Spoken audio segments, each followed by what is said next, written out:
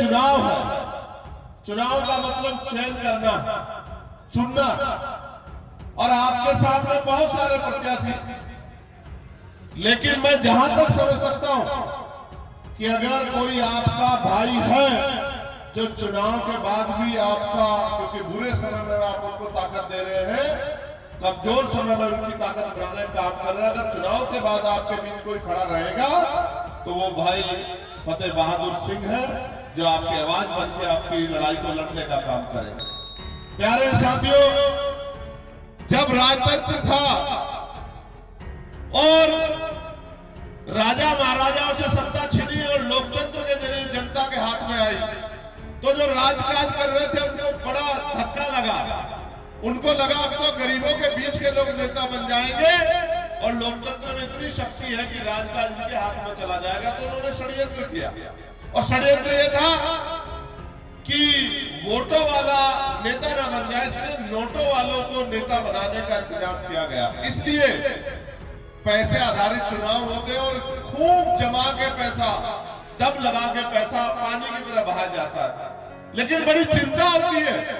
कि चुनाव में पानी की तरह पैसा बहाने वाले दल, उनके नेता, उनकी पार्टियां चुनाव के बाद इन गरीबों के आंसू क्यों नहीं पूछती, इनकी गरीबों की आवाज क्यों नहीं बनती, इन गरीबों के दुख तकलीफों को क्यों नहीं दूर करती, इनकी गरीबी खत्म करने का काम क्यों नहीं करती। इनके पास चुनाव में इतना पैसा होता है पानी की तरह बहाने के लिए, चुनाव के बाद उनको सांप क्यों सूख जाता है, जब गरीब भूखा सोता है, जब इलाज की कमी के कारण किसी की जान चली जाती है, जब अच्छे स्कूल नहीं बनते, अच्छे कॉलेज नहीं बनते हैं, जब जाति धर्म के नाम पे हिंसा होती है, लोगों को मारा जाता है, जब तमाम तरह की परेशानियां लोगों की जिंदगी में आती है। आज मैं आ रहा था, मुझसे पीछे Bharatiya Janata party NDA alliance की एक रैली है, बहुत साधन संसाधन लगाए हैं, फिर एक और पार्टी के बहुत सारे कार्यकर्ता जुटे हुए हैं, यानी कि हर पार्टी जोर लगा रही है। क्यों? कि वो अपने नेता को जिताकर भेज दे, और जिनकी संख्या ज्यादा होगी उन्हीं के हाथ में राजकाज होगा, ताकत पड़ेगी। वो अपना काम कर रहे हैं सामान्य साथियों, और आप लोग अपना काम करो। वो अपने लोगों को ताकत दे रहे हैं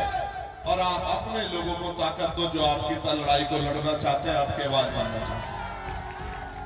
आप अगर नहीं जानते, अपने इतिहास नहीं पढ़ा तो पढ़ लो कि अगर बाबू जगदेव प्रसाद जैसे नेता इस प्रदेश में जी जाते, जिनकी धाक उत्तर प्रदेश की गलियों में भी थी, तो मैं लिख के आपको देता हूं कि आज भारत की राजनीति बदल गई होती और यहाँ हर गांव का व्यक्ति खुशहाल हो जाता, हर घर तक रोजगार जाता, और ग्रामीण क्षेत्र में ग्रामीण आमदनी, ग्रामीण आर्थिक व्यवस्था इतनी मजबूत हो जाती कि पलायन करके यहाँ के व्यक्ति को किसी दूसरे प्रदेश में जाकर ना अपमानित होना पड़ता,